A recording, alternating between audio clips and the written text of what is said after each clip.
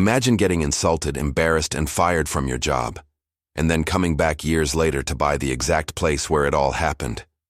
This is the unbelievable true story of a young man who was kicked out of a restaurant and returned, not as an employee, but as the owner. What happened in between will shock you. Watch till the end. And if you love real stories of revenge and success, make sure to like, subscribe, and join the journey. You'll never be anything more than a dishwasher. Now get out of my kitchen. The words hit James Black like a slap across the face, louder than the clatter of dishes and the buzzing chaos of the restaurant kitchen. He stood there, 19 years, old, dripping with soap suds, gripping a tray of dirty plates completely frozen. The insult didn't just sting, it burned deep. Mr. Thompson, the white restaurant owner in his late 50s with a red, angry face and a reputation for treating his staff like disposable tools, had found his scapegoat. Customers had complained about a late order, and instead of owning up to the real issue, his own lack of management, he stormed into the kitchen like a dictator on a warpath, looking for someone to blame. And James, young, quiet, hardworking, and the only black man in the back of the house, was the easiest target. It didn't matter that James stayed late every night to scrub the last pots, or that he skipped lunch breaks to cover for lazy coworkers. None of that mattered. Thompson's pride was bruised and someone had to take the fall. With steam rising from the dishwasher and tension thicker than the grease on the floor, Thompson snatched James's apron, threw it on the ground, and pointed toward the back door like he was tossing trash. "You're fired. Don't ever show your face here again," he barked. James looked around, hoping for someone to say something, but the room was silent. No one dared speak up. James said nothing either. He clenched his jaw, his fists tight at his sides, chest burning with a mix of rage, hurt, and disbelief. Without another word, he walked out, past the rows of tables, past the customers eating like nothing had happened, past the same front counter he once imagined running one day. Outside, the cold air hit him like a second slap. He stood there, hands still wet, heart pounding. No tears, no outburst, just silence. And in that silence, James made himself a promise. One day, I'll own this place. He didn't know how. He didn't have money, connections, or even a high school diploma. But he had something better, a reason. That reason burned inside him every minute of every hour from that day forward. That night, James lay on his cousin's worn couch, staring at the ceiling with his jaw clenched, not from sadness, but from determination. He didn't sleep much. Instead, he made a mental list of what had to change, and it started with him. The very next morning, he hit the streets. James applied for every job he could find. It didn't matter what it was, he just needed to keep moving. He became a delivery driver by day, cleaning offices at night, and mowing lawns on weekends. While others his age were out partying or scrolling on their phones, James was grinding, saving every dollar, skipping every luxury, and feeding a dream that was getting bigger by the day. When he wasn't working, he was learning. He borrowed books from the library, watched YouTube videos on how to run a business, followed chefs on Instagram, and read stories of self-made entrepreneurs. Everything he could get his hands on, he soaked it up like a man starving for knowledge. 3 years later, now 22, James had finally landed a part-time cooking job at a small diner across town. It wasn't glamorous, but it was a step forward. One day the head cook called out sick, and chaos struck the kitchen. Orders were piling up, customers were getting restless, and the manager didn't know what to do. James stepped forward, heart racing, and said, "I can cook." They looked at him with doubt, but desperation won. That day, James ran the kitchen. He cooked every dish with care, speed, and skill he'd picked up from years of watching others, and the customers loved it. The owner, surprised and impressed, promoted him to a regular line cook. That one chance was all he needed. Over the next year, James worked double shifts, learned every station, and even started trying out his own recipes when the kitchen was slow. That's when he met Andre, a retired chef who'd once owned a soul food restaurant downtown. Andre came in every Thursday for lunch and always sat at the counter where he could watch James work. One day, he called James over and said, "You got something, young man. Not just talent, but heart." From that moment on, Andre became a mentor. He taught James not just about cooking, but about running a business, inventory, customer service, branding, and especially resilience. Most people quit before the breakthrough, Andre told him. Don't be most people. Inspired and equipped, James started planning his future. By 26, he had saved $25,000. It wasn't enough to open a restaurant, but it was enough to start something. So he bought a used food truck, rusty, dented, and far from perfect. But it was his. He called it Street Soul, combining his love for soulful food and street-level hustle. He fixed it up with help from friends, painted the outside himself, and got to work. The early days were brutal. Some mornings he had to push the truck to get it started. Some days he made less than $50. But he kept going. He parked near schools, local events, and eventually outside office buildings. And slowly, the people came. His crispy fried chicken with sweet heat glaze became the talk of the block. His cheesy baked mac and soul rolls had people coming back 3 times a week. He started going viral on TikTok and Instagram. By year 2, Street Soul was making over 6 figures annually. James had built a brand, a following, and a name that meant something. Then one Sunday afternoon, while driving to visit his cousin, James took a turn down a familiar road and froze. There it was, Thompson's Grill. Or rather, what used to be. The sign was gone, the windows dusty. A piece of paper taped to the glass read, "For sale, serious buyers only." James pulled over and stared. It was the same place where he was fired, the same door he walked out of, humiliated and angry. Now it was just another empty building. Curious, James called the U number. The owner explained that Mr. Thompson had left town after years of decline. Bad reviews, staff quitting, poor service. He had sold what he could and walked away. The place had been sitting for months. James made an offer. No loans, no partners, just cash. 2 months later, the papers were signed. James stood in the kitchen where he had once washed dishes. Now, as the owner, he didn't celebrate loudly, he didn't post it online, he just stood in silence and breathed it in. Then, he got to work. He tore down the old decor, replaced every rusty appliance, scrubbed every wall, and built a place that reflected his journey, humble, powerful, soulful. He named it Street Soul Kitchen, and on the back wall where Mr. Thompson once yelled at him, he framed a quote that read, "They tried to bury us. They didn't know we were seeds." On opening night, the restaurant was packed. People who had followed his food truck journey came with friends. Andre sat front row, beaming with pride. Reporters came. The kitchen buzzed with joy. James, in his new apron, led his team like a true chef and businessman. Then, near closing, the door opened again. An older man walked in, slow, unsure. James looked up, and his heart stopped. It was Mr. Thompson, wrinkled, thinner, eyes sunken with time and regret. He didn't speak, just looked around quietly. His eyes landed on James. For a brief second, their eyes locked. Then Mr. Thompson turned and walked out. James didn't chase him. He didn't call out, he just watched. And in that moment, he didn't feel hatred. He felt peace. Because success was louder than revenge. He had nothing to prove anymore. His life was proof enough. As he closed the restaurant that night, James turned off the lights, walked through his kitchen, and smiled. Years ago, he walked out of this place in shame. Tonight, he locked the door behind him as the owner. And as he stepped into the night air, he whispered the same words he once promised himself.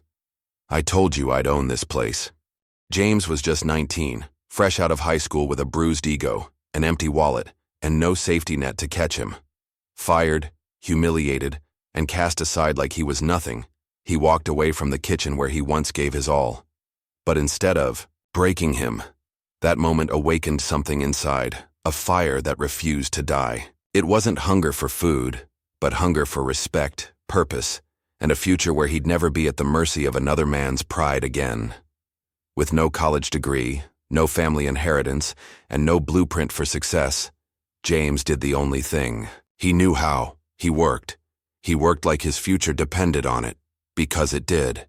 He became a delivery driver during the day, driving an old dented car with a squeaky belt that announced his arrival on every block. At night, he cleaned office, buildings, empty cold spaces where no one noticed him, but where he learned to think. He'd vacuum floors while listening to audiobooks about wealth, success, and self-discipline. On weekends, he helped his cousin mow lawns, trim hedges, and haul trash for extra cash. The money was small, but it was steady, and James treated every single dollar like it was sacred. While other kids his age were buying shoes, hitting parties, or binge-watching Netflix, James was building something invisible but powerful. He didn't have time to feel sorry for himself.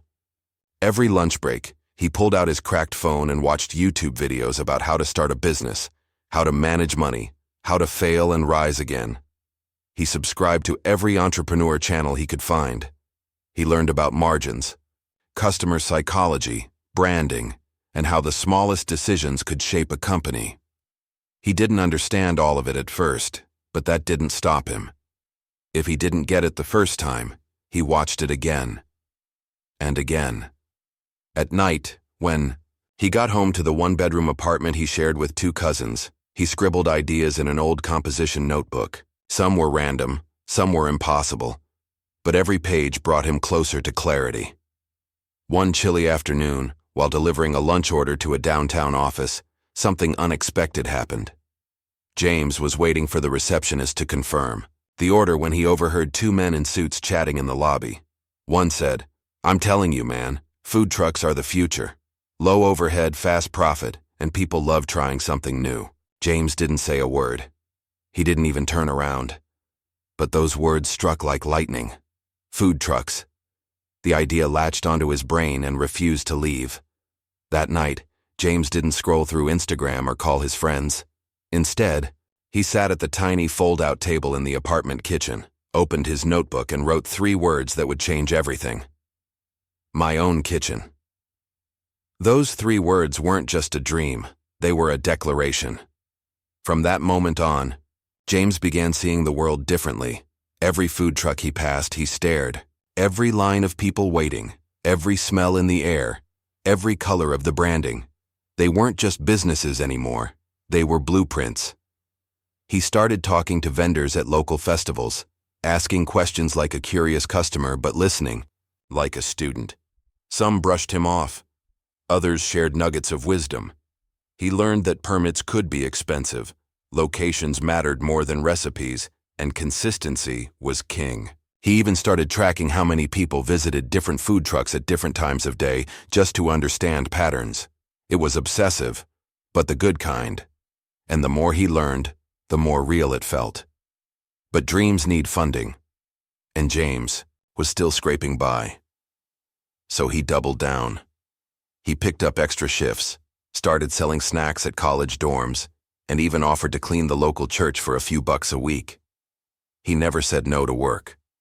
When his old car broke down, he used his savings to buy a beat-up bicycle and kept delivering food. He arrived sweaty, late, and sometimes out of breath, but he never complained. That struggle gave him fuel. One night, after a particularly long shift, James sat on the floor of his room with a calculator in one hand and his notebook in the other, trying to figure out how long it would take to save at least $10,000. Answer was depressing. Years. But instead of discouraging him, it forced him to think smarter. He looked for cheaper alternatives, hunted Craigslist for old trucks, reached out to local welders who could help retrofit a used van. And slowly, over time, with incredible discipline, James watched his savings grow. He even opened a separate account just for the truck money. No debit card, no transfers, no excuses. Just locked away. Along the way, he also started experimenting with food. On slow Sunday mornings, when the apartment was quiet, James turned the tiny kitchen into a test lab. He played with spice blends, fried different cuts of chicken, tested sauces, and made his cousins act like customers. He wanted food that slapped, that made you say, damn, after the first bite. His sweet heat chicken glaze became a favorite, followed by his cheesy mac and collard roll-ups that wrapped soul food into finger food magic. He knew he had something. And more than that, he believed he had a voice, through flavor. But the grind didn't stop. The journey was long and there were setbacks. One week, he was scammed by a fake truck seller and lost $600. Another month, a cousin he trusted borrowed $200 and never paid it back. At one point, he almost gave up, questioning whether the sacrifice was worth it. But every time doubt crept in, James would go back to that moment in the kitchen years ago, being screamed at, dismissed, erased. And he'd remember why he started. He wasn't just chasing money, he was chasing power. The kind of power that comes from freedom, self-respect, and knowing your worth. The kind that lets you look a man like Mr. Thompson in the eyes one day and say, "You were wrong about me." He kept grinding. He stopped caring what people thought when he said no to outings or when he showed up to events in worn shoes. He was building something bigger than a weekend flex. James started keeping a vision board above his bed, pictures of food trucks, inspirational quotes, even a printed photo of his old boss, just to remind himself what losing looked like. Every morning and every night he saw it. He believed it. He manifested it. And behind all of it was a silent mantra that carried him through the hardest days. My own kitchen. 3 long years had passed, and James was now 22, tired in his bones but sharper than ever in his mind. He hadn't rested much, hadn't traveled, hadn't lived the carefree life that many of his peers enjoyed, but he was focused. Every job, every side hustle, every moment of failure and frustration had molded him into something tougher than before. Then, one seemingly ordinary Tuesday morning, something shifted. James was working part-time at a small, family-owned diner, a quiet place on the corner of Maple and 3rd that served strong coffee, pancakes the size of dinner plates, and regulars who'd been coming there for decades. He was just a prep cook, responsible for chopping onions, cracking eggs, cleaning up after the rush. But that day, the head chef called in sick, and the diner owner, an older woman named Mrs. Dillard, walked up to James and said, "Think you can handle the line today?" His hands froze, heart racing. He'd never cooked solo for customers before, and this wasn't a drill. This was the breakfast shift, the busiest time, the rush that made or broke the diner's daily income. James swallowed hard, nodded, and stepped onto the line like a soldier walking into battle. The first 10 minutes were chaos, tickets piling up, oil spitting, pans clanging. But James leaned into the fire. His instincts kicked in.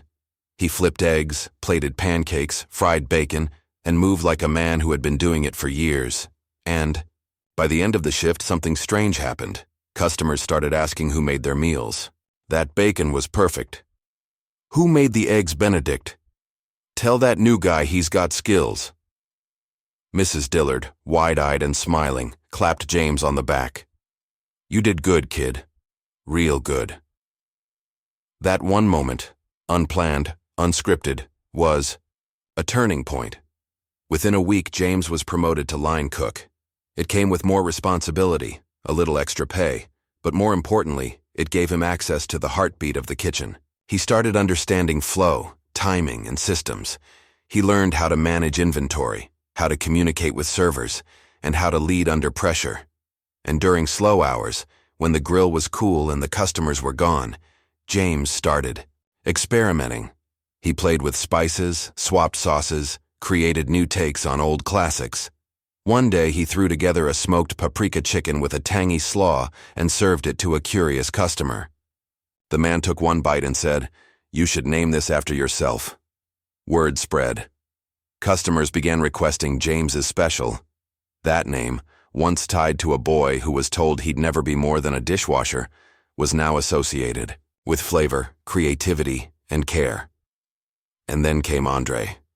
He wasn't flashy, just an older man with a quiet presence, silver hair, and a scar running down his left forearm, a badge from decades in the restaurant world.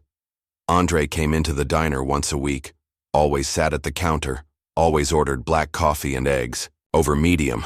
One afternoon, after tasting James's signature sandwich, he leaned in and said, "You cooked this?" James nodded. Andre smiled. "I used to run a kitchen once. You've got something. Real hands. Real heart." They got to talking. One conversation turned into two, then into long back and forths about sauces, sourcing ingredients, running, staff. Andre shared stories of late nights, failed menus, and lessons learned the hard way. He told James that cooking was only the surface. Beneath it was leadership, patience, and clarity. Over the next few months, Andre became a mentor, unofficial, but deeply impactful. He'd drop by during James's breaks, bring old cookbooks, sketch business plans on napkins, and challenge James to think beyond flavor. "Talent is just 20%, Andre said one evening, swirling his coffee. "The rest? Mindset, hustle, grit. You've got both, kid." James soaked up every word. He learned how to calculate profit margins, how to source better ingredients without killing the budget, how to design a menu that told a story. Andre even introduced him to a local produce supplier who gave James a deal on fresh herbs and vegetables, which gave his dishes a new, elevated edge. Slowly, James started building not just a better skill set, but a clearer vision. This wasn't just about cooking anymore. This was about business, about ownership, about rewriting the ending to a story that began with rejection and disrespect. And with every step, James started believing something that once felt impossible. Maybe he really could build his own kitchen. Maybe he could go back to the place where he was once kicked out and stand not in shame, but in power. The fire inside him burned brighter than ever. The turning point had come, and James was no longer just surviving, he was building. By the time James turned 26, he wasn't just older, he was sharper, wiser, and more determined than ever, with $25,000 saved through years of nonstop hustle, sleepless nights, and sheer willpower. It wasn't a fortune, and certainly not enough, to open a brick-and-mortar restaurant, but to James, it felt like a lifetime of hope in a bank account. He had scraped, sacrificed, and survived for every single dollar. He could have spent it on a new car, an apartment, or even just a break. But James had a different plan. With that money clutched in his calloused hands, he bought a rusted second-hand food truck he found online. Paint peeling, engine coughing, fryer barely working, and a smell of grease that wouldn't leave no matter how hard he scrubbed. Most people saw junk. James saw a dream wrapped in metal and rust. He called it Street Soul, a name that came to him late one night when he remembered his grandmother's Sunday cooking and the flavor-packed dishes from his childhood. It wasn't just food. It was feeling, heritage, heart. That name meant something. He painted it in bold letters on the side of the truck, beneath it in smaller print, "From the block, for the soul." That truck became his home, his hustle, his heartbeat. Every morning before sunrise, while the city still slept, James was up, cutting onions, marinating chicken, prepping his famous sweet heat glaze that once made customers moan with their eyes closed. He'd load his truck with supplies, drive across town to high-traffic spots, and park wherever he could legally sling plates. The early days were brutal. There were mornings he had to pour hot water over the truck's door just to unfreeze the latch. Some days he sold 5 plates, others none. On slow days he'd hand out free samples just to get people talking. He slept in the truck more times than he could count, body aching, clothes smelling of grease, fingers stained with sauce. But he never stopped. He couldn't. Failure wasn't an option, not after everything he'd been through. He kept refining the menu: crispy fried chicken with that signature sweet heat glaze, creamy 5-cheese mac that melted in your mouth, and buttery cornbread muffins with a spicy kick. His dishes weren't just meals. They were stories told, in flavors. He knew that if someone just tasted it once, they'd be back. Slowly, things started to change. One day, a local college student with a big TikTok following stopped by, filmed a 30-second video biting into James's chicken sandwich, and said, "This is the best thing I've ever eaten from a truck." That clip went viral. Within hours, James's phone wouldn't stop buzzing. The next day, a line formed before he even arrived. Cars double-parked. People waited an hour just to taste what they'd seen online. It was chaos, but the good kind. James worked 16-hour days just to keep up. He hired one of his cousins to help with prep and a friend to handle the register. Even the city's local food magazine took notice and called Street Soul a culinary uprising from the streets. What began as a scraped-together food truck turned into a phenomenon. His Instagram following exploded. Local influencers reached out for collabs. James, who once watched entrepreneur videos in a mop closet during janitor breaks, was now being interviewed about his secret to success. But it wasn't luck.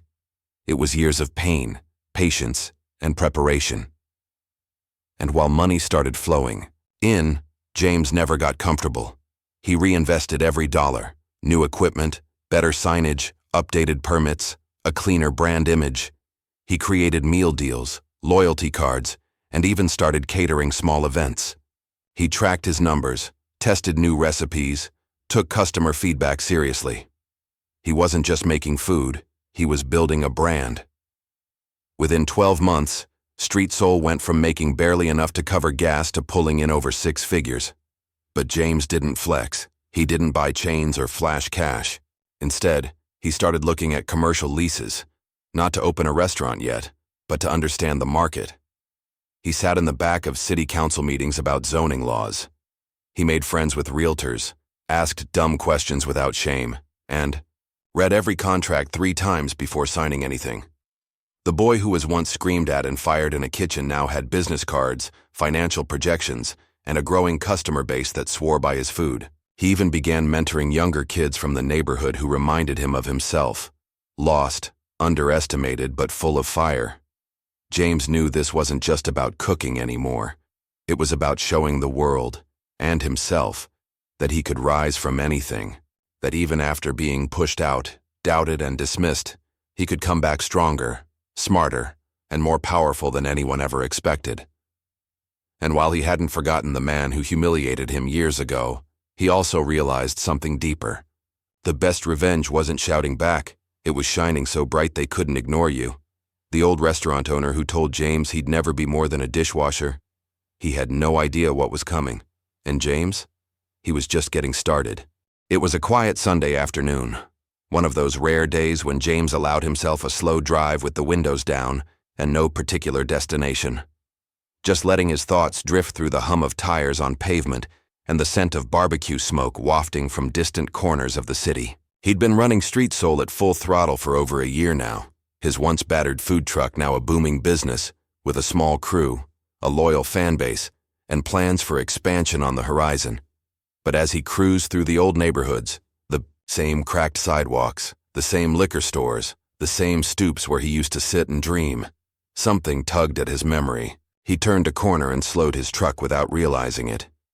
His eyes locked on a building he knew too well. It was Thompson's Grill, or at least what used to be Thompson's. But the proud red and white sign was gone, stripped from the facade. The windows were dusty, fogged from the inside like no one had touched them in months. Weeds poked up from the sidewalk cracks around the entrance. A sun-bleached sheet of paper flapped weakly on the glass door, barely clinging to the tape that held it. James pulled over and stepped out, his boots crunching against the gravel. He walked up to the door and leaned in to read the paper, faded, but still legible. For sale. Restaurant space. Serious buyers only. His heart punched his chest. He stood there in silence, staring at the building. And in that moment, every memory came rushing back in high definition. The clatter of plates, the sting of bleach on his hands, the heat of the kitchen, and the voice of Mr. Thompson slicing through his spirit like a blade. "You'll never be anything more than a dishwasher. Now get out of my kitchen." James could still feel the weight of that apron being thrown at his feet, the shame of walking out without a word, the fire he swallowed that day with a silent promise he never forgot. And now, here he was, years later, standing in front of the same door, not as a broken kid with soapsuds on his sleeves, but as a businessman, a brand owner, and a rising culinary star. He took a deep breath, pulled out his phone, and dialed the number on the flyer. A week later, James found himself sitting in a coffee shop across from the landlord, a quiet older man with wire-frame glasses and a wrinkled folder in his hands. "You interested in the property?" the man asked. James nodded but didn't smile. "I used to work there years ago." The man raised his eyebrows. "That place?" Thompson ran it into the ground. Bad service, worse attitude. Customers stopped coming. He sold the business rights and skipped town a few months back. Restaurant's been sitting empty ever since. James nodded again, this time slower. I want to make an offer. Cash. The landlord looked surprised but intrigued. You serious? James pulled a folder from his own bag, handed it across the table. Bank statements, business records, tax returns, all clean, all solid. Dead serious, James said. The landlord gave a low whistle. All right then, let's make this happen.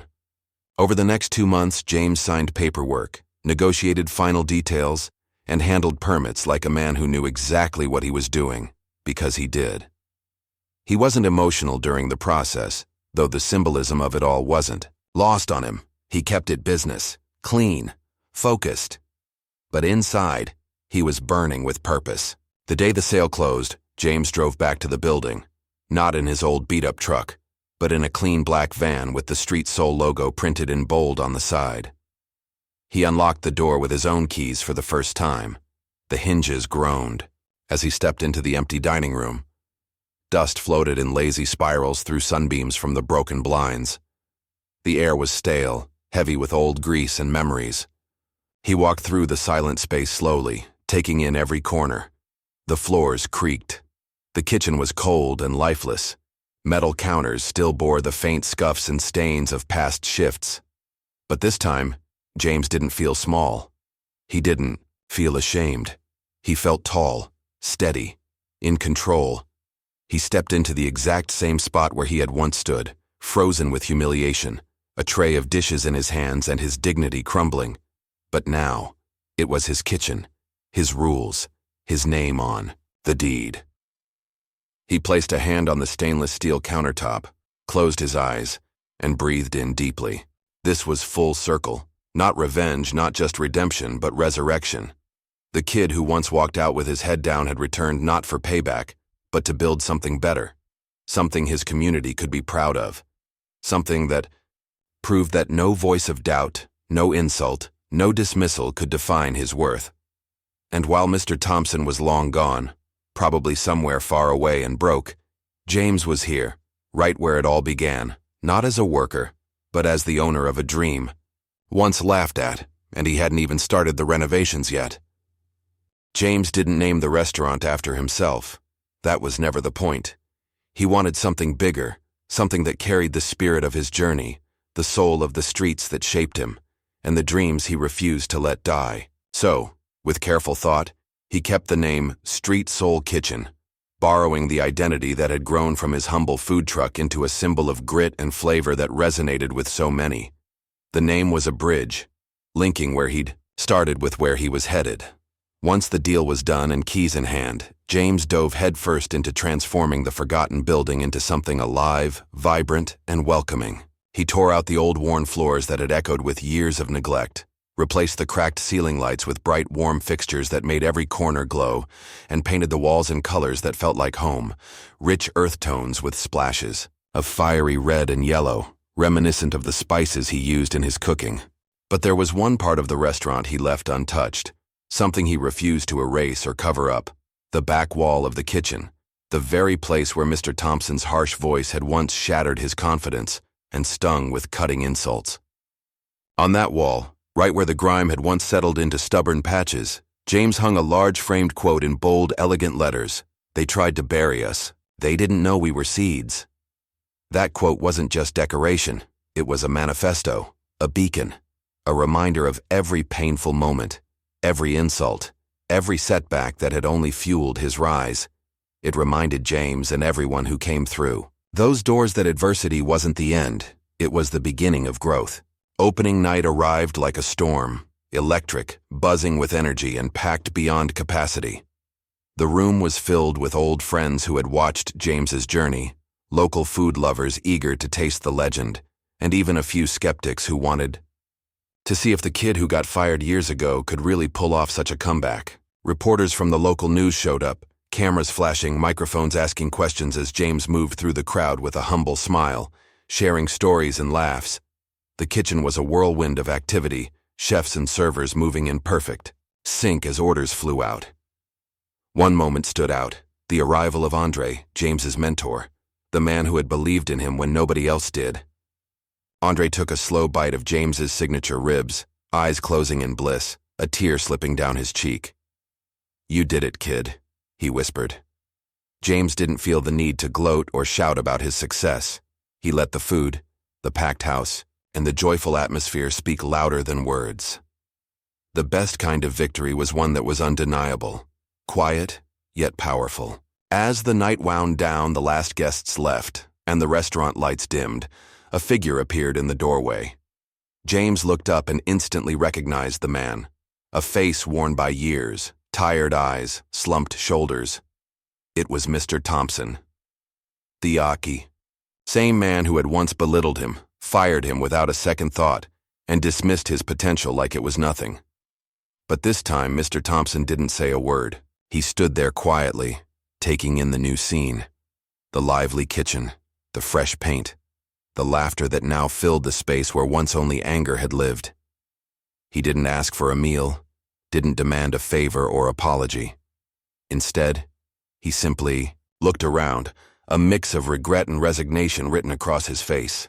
Without a word, he turned and left, the door closing softly behind him.